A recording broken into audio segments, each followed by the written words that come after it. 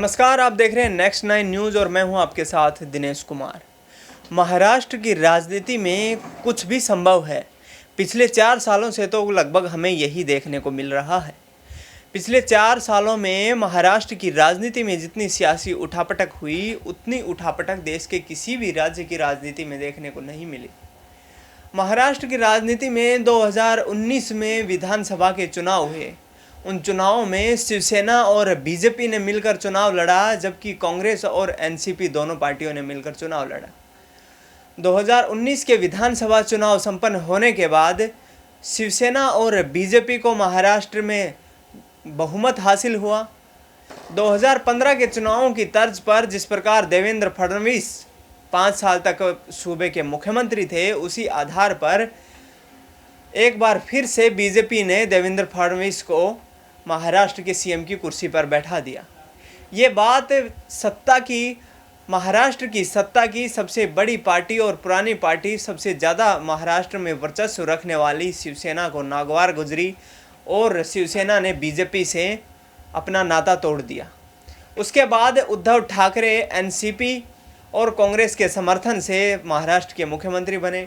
करीब 1.5 साल से दोनों पार्टियों ने एक दूसरे के साथ, तीनों पार्टियों ने मिलकर महाविकास आघाड़ी गठबंधन बनाया और सरकार चलाई, लेकिन एकनाथ शिंदे ने शिवसेना से बगावत कर दी और बगावत करने के साथ करीब 1 दर्जन से अधिक विधायकों के साथ वह बीजेपी के साथ चले गए और बीजेपी और एकनाथ शिंदे के बाद ये विधायकों ने मिलकर महाराष्ट्र में सरकार बनाई। एकनाथ शिंदे महाराष्ट्र के मुख्यमंत्री बन गए।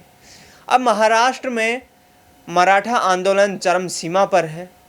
मराठा आरक्षण की मांग की जा रही है, जिसको लेकर पिछले महीने मुख्यमंत्री एकनाथ शिंदे ने सर्वदलीय बैठक बुलाई, लेकिन उस बैठक में शिवसेना उद्धव ठाकरे को न्योता नहीं दिया गया।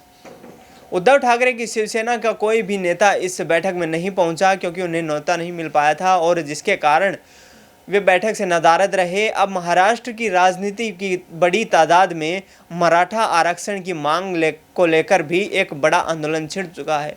शिवसेना इस आंदोलन को अपने भुनाना चाहती है, क्योंकि लगभग महाराष्ट्र में 32% मराठा समुदाय के लोग निवास करते हैं और महाराष्ट्र की सियासत में उनका बड़ा महत्वपूर्ण स्थान है।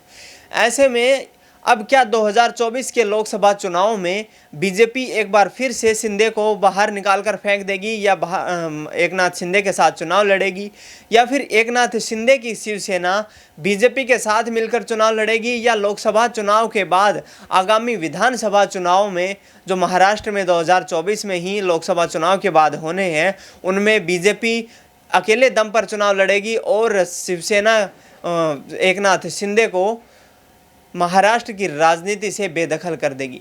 ये बातें अभी भविष्य के गर्भ में छुपी है, लेकिन आने वाला वक्त यह ज़रूर बता रहा है कि महाराष्ट्र की राजनीति में मुख्यमंत्री एकनाथ शिंदे की शिवसेना के लिए कुछ भी सही नहीं होने वाला है, क्योंकि उन्हें आगामी वर्ष में काफ़ी बड़ी चुनौतियों का सामना करना पड़ सकता है।